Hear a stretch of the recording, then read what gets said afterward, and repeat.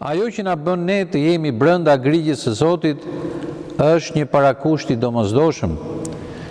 Nevojitet kjo gjë, duhet të dëgjojmë zërin e Tij.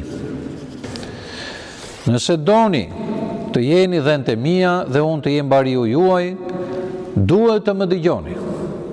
Na mëson Isu Krishti ynë. Kuptimi nuk është vetëm të dëgjosh me vesh, por të kuptosh, të pranosh dhe të bindesh ndaj fjalës së Krishtit.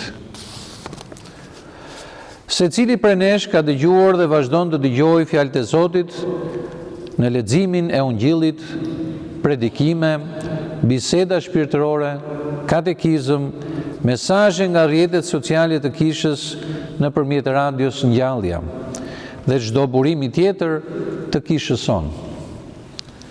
Që të kuptojmë fjalët e Zotit, duhet të jemi të përullur. Fjalët e Tij në Ungjill nuk u thanë vetëm për ata njerëz në kohën kur Zoti Krisht ishte me ta. Por ato mbeten edhe për ne sot me të njëjtën fuqi transformuese.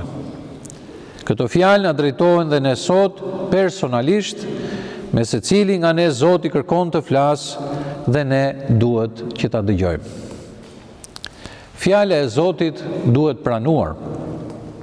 Do me thënë, duhet të besojmë në ato që ai na mëson dhe na drejtohet neve me fjalët e Tij në Ungjill.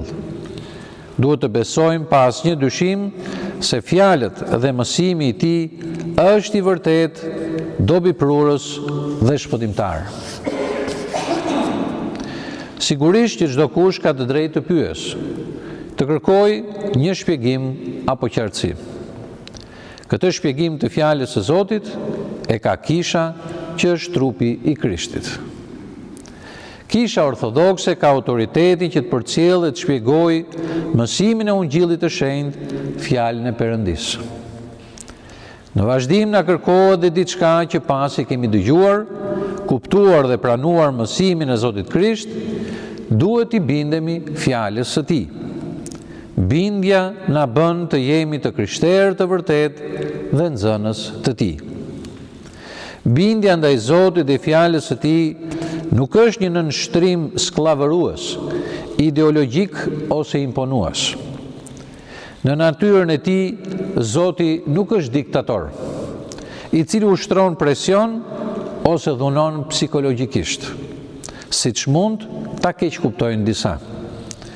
Por ai është ati ynë i dhëmshur, që na fal mëkatet dhe na nxjerr nga robëria e pasioneve mëkatare në jetë të re, në atë të hirit, të pajtuar me Perëndin dhe me njerëzit.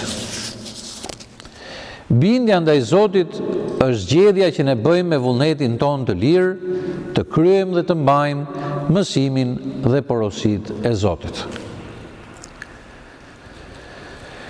Është zgjedhja jonë e lirë për ta vënë në praktik mësimin e Zotit.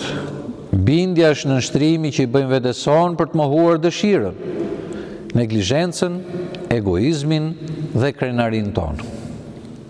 Dhe nga ana tjetër, përpjekja jonë e sinqertë për të kryer atë që Zoti na porosit.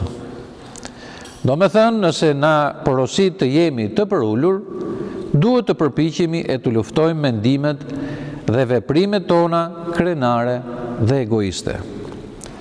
Të heqim dorë nga lavdidashja, mburrja, kapriçot dhe fodulloku ynë. Kështu që të mund të ecim në mësimin dhe imitimin e Tij, i cili thotë: "Mësoni prej meje se jam i butë dhe i përullur në zemër, dhe do të gjeni prehje në shpirtrat tuaj." Shenjë e deleve të Krishtit është gatishmëria për bindje, ndërsa shenjë e të huajve është mosbindja. Si pasojë e faktit që delet dëgjojnë zërin e Tij, e Krishti i njeh ato. Krishti nuk i quan delet e Tij ata që mbeten të shurdhur ndaj thirrjes së Tij.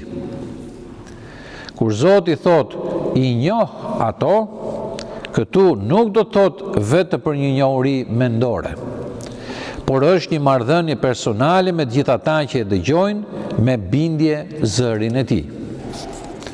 Zoti i dallon ata që janë të tij, njeh nevojat dhe dëshirat e tyre, njeh dhimbjet dhe dobësitë e tyre, di ku t'i gjej kur humbasin dhe di çfarë duhet të bëj me secilin.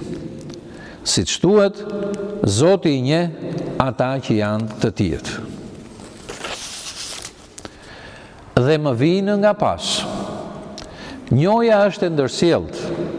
Isu Krishti njeh delet e tij dhe ato tregojnë bindje duke ndjekur atë. Ato dëgjojnë zërin e Bariut, i binden urdhërimeve të tij, rregullojnë jetën sipas shembullit të tij. Urdhri i Isu Krishtit ka qenë gjithmonë më ndiqni nga pas. Prandaj besimtari duhet ta shohë Isu Krishtin si udhëheqës dhe prijes, të ecë në gjurmët e tij dhe të jetojë ashtu siç jetoi ai. Amin.